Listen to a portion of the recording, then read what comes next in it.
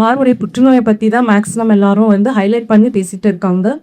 புற்றுநோயோட எல்லாரிஸ் தான் ஜாஸ்தியாக பேசிகிட்டு இருக்காங்க. இப்போ மார்பில் இருக்க கட்டிங்கள் வந்து பர்டிகுலர் லங் கேஜை பார்க்கும்போது 70% பாத்திர கட்டிங்கள் எல்லாமே சாதாரண கட்டிங்கள், கேன்சர் கட்டியாக இருக்காது. அண்ட் அந்த சாதா கட்டி வந்து 2 கேட்டகரியில் இருக்கும். சில பேருக்கு வந்து அந்த வளர ஸ்டேஜஸில் பியூபர்டல் ஸ்டேஜஸை வந்து அந்த ஹார்மோனல் சேஞ்சஸ் வர சமயத்தில் சில அப்நார்மல் டிஷ்யூஸ் மேட்டில் ஃபார்ம் ஆகலாம். அந்த அப்நார்மல் டிஷ்யூஸ் சாதாரண கொழுப்பு கட்டி மாதிரி வளர்ந்துட்டு வருதா, இல்லை ஃப்யூச்சரில் ஏதாவது தொந்தரவு கொடுக்க போதா, இது சமயத்துலேயும் நம்ம எடுத்துடலாமான்னு பார்க்குறதுக்கு தான் இந்த மாதிரி ப்ரொசீஜர்ஸ் நம்ம பண்ணுறோம்.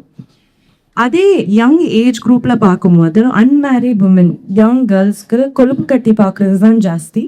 அண்ட் சில பேருக்கு வந்து அந்த கொழுப்பட்டி வளர சமயத்தில் அது கொஞ்சம் டெஸ்ட்டு டிஸ்டார்ட் பண்ணலாம், வலினால சிம்டம்ஸ் ஜாஸ்தியாக இருக்கலாம்.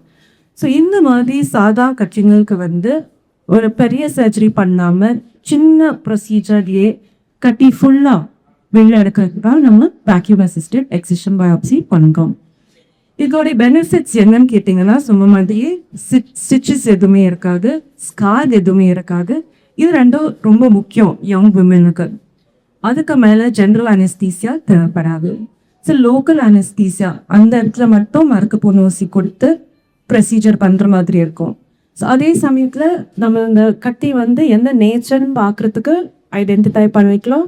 ப்ளஸ் ரெண்டாவது அட்வான்டேஜ் என்னன்னு கேட்டிங்கன்னா, அதே சமயத்தில் ஃபுல்லாக கட்டியை வெயில எடுத்துருக்கும். So it is a dual procedure. And doctor Rajasidas சொன்ன மாதிரி டே கேராக பண்ணிக்கலாம். அதே நாள் வீட்டுக்கு போய் நார்மல் ஆக்டிவிட்டீஸ் ரெஸ்யூம் பண்ணிக்கலாம். வேலைக்கு போகிறாங்கன்னா அடுத்த நாளே திருப்பி ரெஸ்யூம் பண்ணலாம். இல்லை ஸ்கூலுக்கு போகிறாங்கன்னா அடுத்த நாளே நார்மலாக இருக்கலாம். So that is the advantage of doing a vacuum assisted procedure. வந்து ஒரு மினிமல் இன்வேசிவ் ப்ரொசீஜர் மாதிரி யோசிச்சுக்கலாம், சில கட்டிங்களுக்கு மட்டும் எடுக்கிற மாதிரி. இப்போ இந்த மாதிரி கட்டிங்கள் பார்க்குறதுக்கு ஸ்க்ரீனிங் இருந்தால் தான் ஆரம்பிக்க ஸ்டேஜ்லேயே சின்ன சின்ன கட்டிங்கள் வந்து சீக்கிரமாக ஐடென்டிஃபை பண்ணிடலாம். So this is mainly done for நான் கேன்சரஸ் லங்ஸ். ஒரு மறுபடி புற்றுநோய் இருக்க கட்டிங்கள்ஸ் வந்து இந்த மாதிரி ப்ரொசீஜர் அன்சேஃப். பட் புற்றுநோய்க்கு வரத்துக்கு முன்னாடி சில கட்டிங்களுக்கும் சாதா கட்டிங்களுக்கும் வந்து இந்த மாதிரி ப்ரொசீஜர் சேஃபாக பண்ணிக்கலாம்.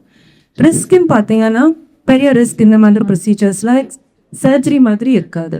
ஒவ்வொரு மார்பை ஆப்ரேஷன் பண்ணும்போது அக்கல் அடியில் செட்டிங் இருக்கிறதுனால அவங்களாம் ஸ்டிச்சஸ் இருக்க போது இன்ஃபெக்ஷன் வேரிங் சான்சஸ் தான் ரொம்ப ஜாஸ்தி. காம்ப்ளிகேஷன் பிரெஸ்ட் சர்ஜரிஸில் அந்த மாதிரி காம்ப்ளிகேஷன்ஸ் இதுகள் நம்ம கட்டலாம். So it is like a day care procedure. கட்டியை வந்து சக்ஷன் பண்ணி டெஸ்டிங் காமிச்சு பிறகு அவங்களும் லோப்டாக வீட்டுக்கு போய் எல்லாமே ரெஸ்யூம் பண்ணிக்கலாம். So I have doctor Sapna with me here. So this procedure you done it a few times in NGM. ஒரு எக்ஸாம்பிள் நான் உங்ககிட்ட சொல்கிறேன். ரீசெண்டாக நம்ம ஒருத்தவங்களுக்கு பண்ணியிருக்கோம்.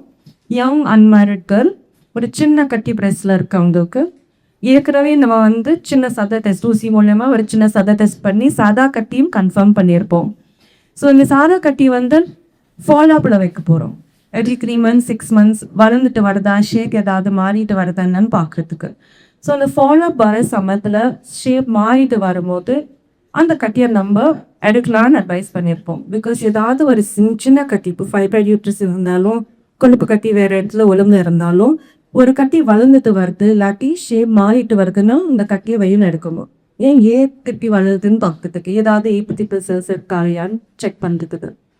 So unmarried girl, young girl, scar எதுவுமே எனக்கு வேண்டாம், பிரெஸ்ட்டில் ரொம்ப டிஸ்டார்ஷன் வேண்டாம். This is very important for young woman. ஸோ அந்த சமயத்தில் we have advised her that we can do this vacuum excision biopsy. அதில் இந்த சின்ன ஹோல் மட்டும் மார்பில் வச்சு அது லோக்கல் அனஸ்தீசியா அந்த சமயத்தில் கொடுத்துட்டு with this vacuum biopsy we suck up the whole lump, so it is completely gone away. No scar, same day going home, continuing the work the next day. So these are the advantages. So Dr. Sapna is our radiologist here, and we will now together demonstrate what is the procedure and how it is done.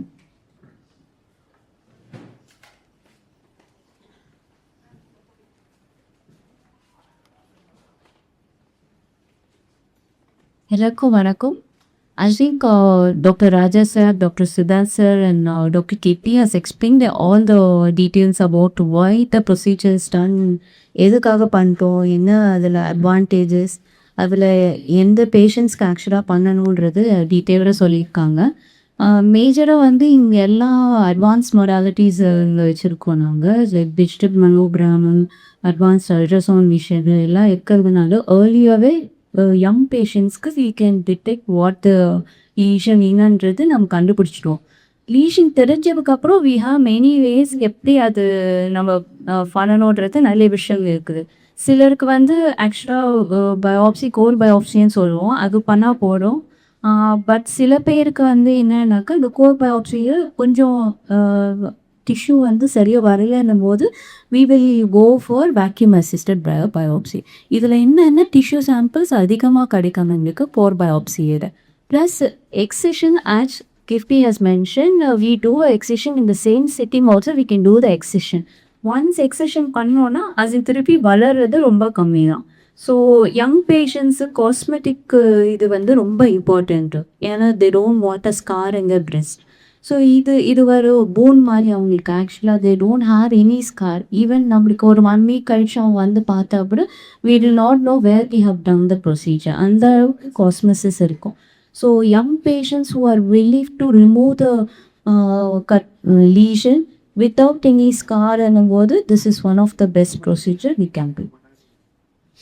பண்ணாலும் ultrasound diet தான் பண்ணலாம். அப்போ தான் precision ஜாஸ்தியாக இருக்கும். அந்த நீடலோட tip எக்ஸாக்டாக எங்கே போகுதுன்னு நம்ம பார்க்க முடியும்.